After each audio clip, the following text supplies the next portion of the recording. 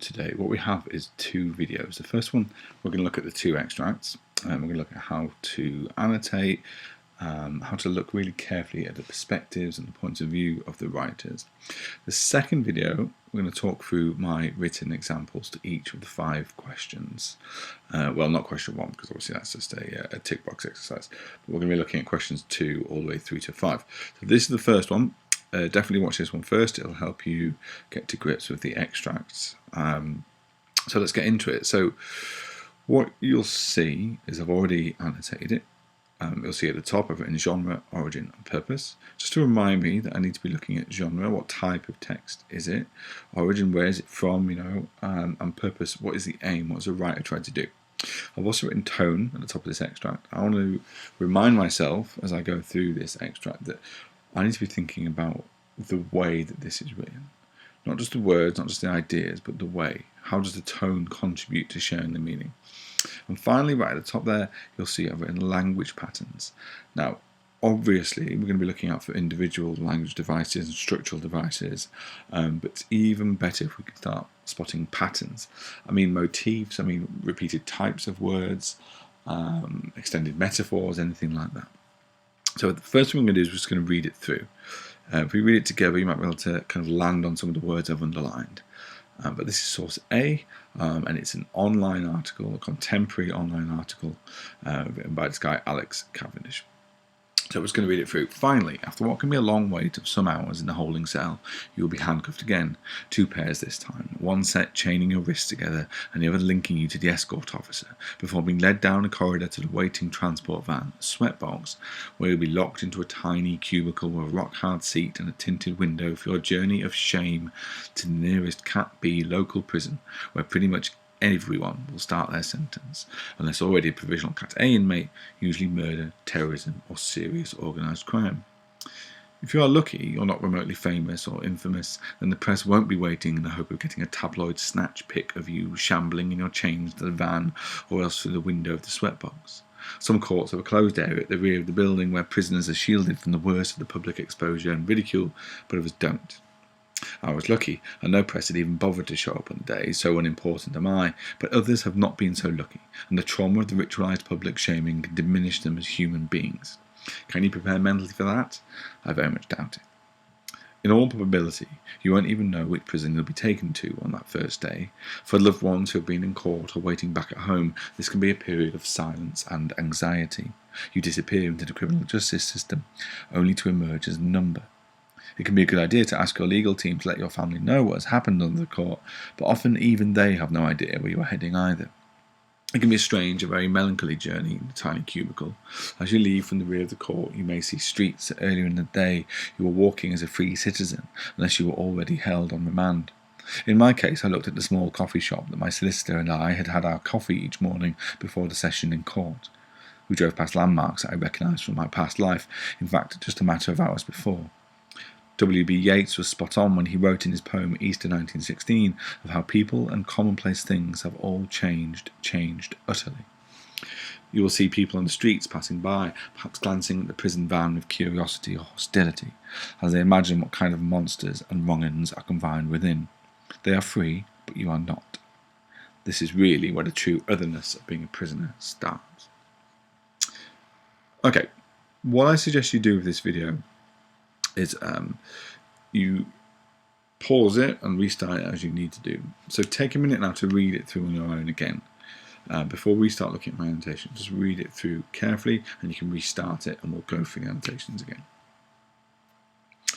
Okay, so hopefully you've read it a couple of times now. It's really important that you're very, very familiar with the extract. What I always say is in this exam, in Language Paper 2, as with Language Paper 1 really, but more so in Language Paper 2, the most important thing are the ideas. That's the most important thing. All the language and structural techniques we can talk about later, but you need to get a really firm sense of what it is this writer is saying, in this case, about arriving at prison and prison life in general. What are their perspectives? So all the annotations we've got here, yes, they do talk about the techniques, but you'll see all of them talk about the ideas as well. So let's have a little close look at this. We're going to go through just in the order that it comes. You'll see me kind of going backwards and forwards every now and then, but ultimately we're just going to work our way through. Then we're going to move on to source B and do the same thing. So the first thing I noticed here, you'll see it's second person. You will be handcuffed again. The second person is supposed to kind of make us feel involved, right? It's dragging us into it as if this is like a guide, a how to go to prison guide. It's really involving us in this narrative, in this non-fiction narrative. And as we read it through, you're handcuffed. I've started picking out the verbs here. There's verbs in this first paragraph that really relate to kind of control, restriction, whatever you want to call it. So handcuffed, chaining, linking, led, locked. All of these words, we're looking at language patterns. All of those verbs have to do with control and restriction. So it's definitely worth noting. The very first idea that we're getting then, therefore, is that prison is restrictive. It's physically restrictive and it's mentally restrictive. Having said that, there is a degree, I think, in this first paragraph that the tone feels fairly light-hearted. And now, the evidence for that is Sweatbox, it's Rock Hard Seat, Journey of Shame. It sounds fairly light-hearted, doesn't it?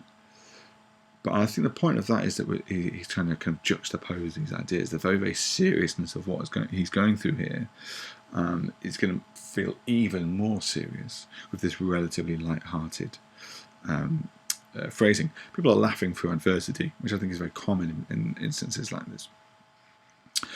So we're going to move on to the next paragraph. And what we're looking at here is that this is quite a humiliating experience. Dehumanizing is a word we're going to use a lot in this. And it's humiliating. So for some people, he points out, the press, the paparazzi are waiting outside to get a snatch pic, he calls it, of you shambling. Snatch pic seems like Sweatbox, like Cat B, like Sentence. It seems like the kind of the prison language, language that is used by prisoners about prison. So we've got that picture of this kind of lexicon kind of all building together to create this authenticity. But look what it's done to the person. Shambling in your chains. Look at that, shambling. It's very kind of the verb feels quite pathetic almost, doesn't it, about what the person is doing. And then as we read on, we start seeing these abstract nouns, and there are a few abstract nouns. Now, just to remind you, an abstract noun, it's an idea, isn't it? It's a noun that you can't touch, to put it really, really simply. So exposure and ridicule. These are abstract nouns that just show how demeaning this is. So, like I said, the most important thing is the idea. And the idea in this extract is that it is a very demeaning thing to go to prison. And it's a traumatic thing. The next abstract noun that you see I've noted is trauma. We've got this shaming, we've got this diminishing. And then, now, I don't think we need to get too carried away with rhetorical questions. It's quite a simple thing. We know what the effect of it is. It kind of draws the reader in. Can you prepare mentally for that? And of course the answer is no. But what that rhetorical question enables the writer to do is to take into account the psychological impact. Now, as we're going to see when we compare to extract B, considering the psychological impact of going to prison is actually quite a modern idea. And this is one of the things he wants us to do. He wants the reader to be well aware of just the enormous emotional impact this will have on the prisoner. He wants to view them as people. Now, we know he wants us to view them as people by the next paragraph, because he starts talking about the loved ones, he starts talking about the real world. So it's not just that going to prison is difficult for the individual, it's difficult for their family. For loved ones who have been in court or waiting back at home, this can be a period of silence and anxiety. One of the words I didn't annotate there is disappear. That feels really weighted, that word, doesn't it? You disappear as a verb there. You're gone. You've lost that identity. You've lost that freedom. Your family have lost you. It's a very, very powerful word. Only to emerge as a number. So what he's doing here, the writer, is building this contrast between the real world and the world of prison. And part of the way the trauma is created is this anonymity. You stop being a person, you start being a number, which is really kind of defined in that paragraph. And this juxtaposition continues, this contrast, if you want to call it that, in this next paragraph. So yes, it's strange, it's melancholy. I mean, we can analyse those adjectives if we like. Perfectly good adjectives to analyse. But I think more interesting is the fact that all the time as he's going to prison, in the rear of the court, he can see streets that he's actually walked on. Now, this, there's no particular. We're not going to zoom necessarily into any of these key words, but it's this by way of kind of anecdote, if you like. It's so ordinary that he sat at a coffee shop with his solicitor having a coffee. So very, very ordinary, yet it's entirely out of reach. Now, the final sentence of that paragraph, this allusion. Now, allusion, if you don't know, is kind of just a reference to another text. And in this case, it's a poem by a very famous poet, Irish poet, W.B. Yeats. Now, this is quite surprising, as I've written there. It's quite surprising, you might say, for a prisoner to be making literary allusions. But I think it's there to prove his humanity. In the face of all these dehumanizing effects of going to prison, we have this very, very human side to the prisoner. Now, the final paragraph, we're still here. We've got this kind of antithesis, haven't we? We've got this curiosity and hostility from passers-by. They imagine they are monsters and wrong-uns. Again, we've got these nouns that define them. They're not defined as people or men or individuals. They're defined as monsters and wrong-uns. And this is that simple antithesis. They are free, but you are not. So clear, isn't it? It's a very, very clear way of writing that really defines the main ideas. So I think what I've done here is a very good habit for you guys to get into. Just at the bottom, I've defined what his points of view are. What are some of the key ideas that he wants us to understand about going to prison? Now, the first one is he's trying to define a dehumanizing experience of prison. The second one, the contrast between the real world of the free and prison. He wants us to be really clear on that, and he wants us to be clear that that is a kind of a psychologically damaging contrast. And finally, how fear and ignorance, that's the ignorance of the passers-by, the ignorance of the individual who doesn't know where they are, contribute to feelings of isolation. So there we go. If you want, you can pause, you can rewind, you can go back over those annotations. You can definitely add some of your own. I really, really welcome you to do that. But for now, we're going to move on to source B. Now, source B, again, I've written exactly the same stuff at the top. I want to consider the tone, I want to consider the genre, origin and purpose, and I want to consider language patterns. The difference of this one, written in 1851, this guy's sort of a journalist. Investigative journalism wasn't necessarily a thing in 1851, but he's certainly kind of looking, going around London, kind of making comments about London poor. That was quite fashionable in the mid-19th century. So, like the last one, we're going to read it through, and then we're going to talk about my annotations. So, Henry Mayhew visits a prison. This is 1851. The next moment, a stream of some dozen or two prisoners poured from the cells, carrying their coats on their arms, and drew themselves up in 2 files across the centre corridor. Then we heard the warder cry, "Cleaners, face! Cooks, face! Bakers, face!" Whereupon the men wheeled round with almost military precision, and retired, some to wash the entrance passages and offices, others to help in the kitchen, and others in the bakehouse. By this time, 10 minutes past 6, the prison was all alive and humming like a hive from the activity of its inmates. Some of the convicts, clad in their suits of mud-brown cloth, were out in the long corridors, sweeping the black asphalt pavement till it glistened again as if polished with black lead. Others in the narrow galleries above were on their knees, washing the flags of slate that now grew blue-black around them with the water. Others again in the central corridor were half-stoning the steps and making them as white as slabs of biscuit china, and others too in their cells cleaning the floors and furniture there. A warder stood watching the work on each of the little mid-air bridges that connected the opposite stories of every corridor, whilst other officers were distributed throughout the building so as to command the best points for observing the movements of the prisoners. Our attendant led us to an elevated part of the building, so that we might have a bird's-eye view of the scene, and assuredly it was a strange sight to look down upon the long arcade-like corridors that were now half fogged with a cloud of dust rising from the sweepers' brooms, and witness the bustle and life of that place, which, on our entrance, seemed as still as so many cloisters, while the commingling of the many different sounds, the rattling of pails, the banging of doors, the scouring of stones, the rumbling of trucks, the trampling of feet up the metal stairs, all echoing through the long tunnels, added greatly to the peculiarity of the scene. The officer now drew our attention to the fact that the hands of the clock were pointing to the time he had mentioned, and that the men who had been at work along one side of the galleries had all finished and withdrawn. Then began the same succession of noises, like the clicking, as we have said, of so many musket triggers, indicating the unlocking of the opposite cells, and we could see, whence we stood, the officers hastening along the corridors, fastening each door as they went, with greater rapidity than even lamplighters travel from lamp to lamp along a street, and immediately afterwards we beheld a fresh batch of cleaners come out into each gallery, and the sweepers below cross over and begin working under them, whilst the same noises resounded through the building as before.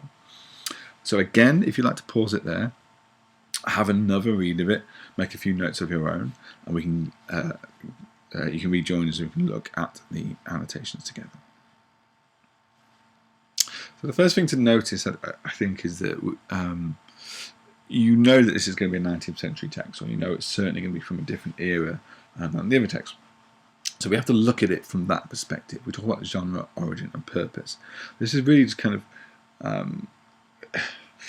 a fairly moralistic idea of what happens in prisons, fairly idealised idea of what happened in Victorian prisons as well. These men are working very, very hard, but the writer's giving them a sense of pride in their work. You know, it's almost like they're at home, as we'll see.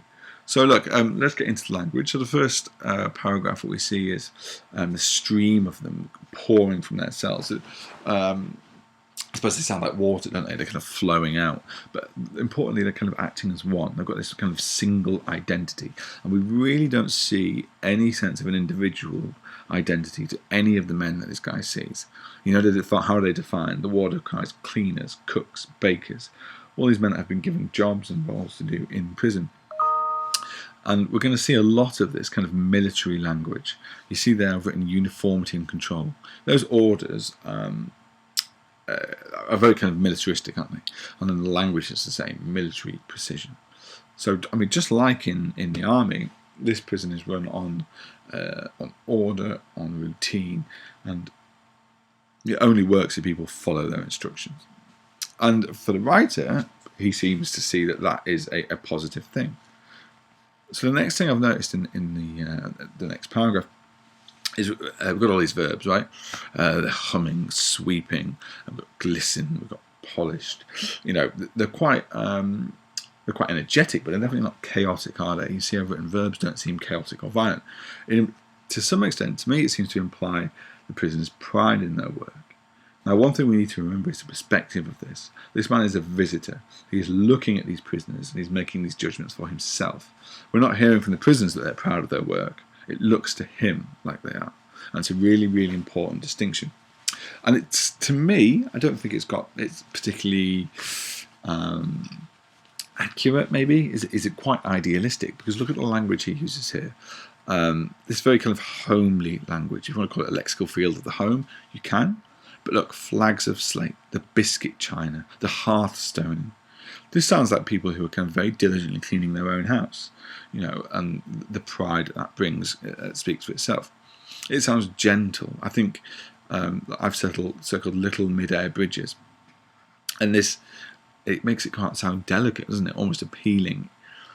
Certainly, there's no sense of kind of the suffering that these people have, you know, the psychological impact of being apart from their families. It's not even referred to.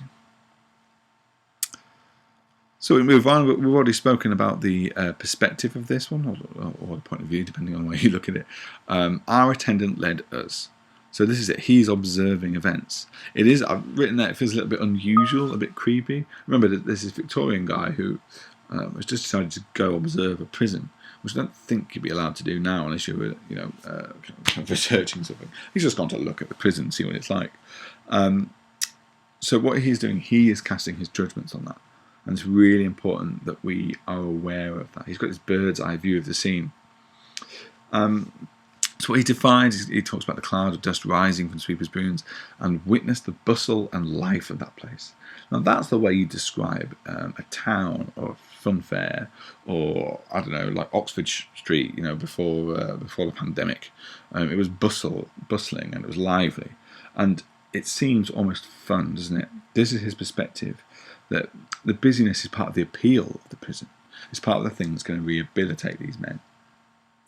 And that's kind of emphasised here with the present participle verbs that I've circled: banging, rumbling, trampling, scouring, echoing. It's energetic, it's dynamic, you know. And of course, we've got a little bit of juxtaposition actually, which I didn't annotate. He says our entrance seems still as so many cloisters.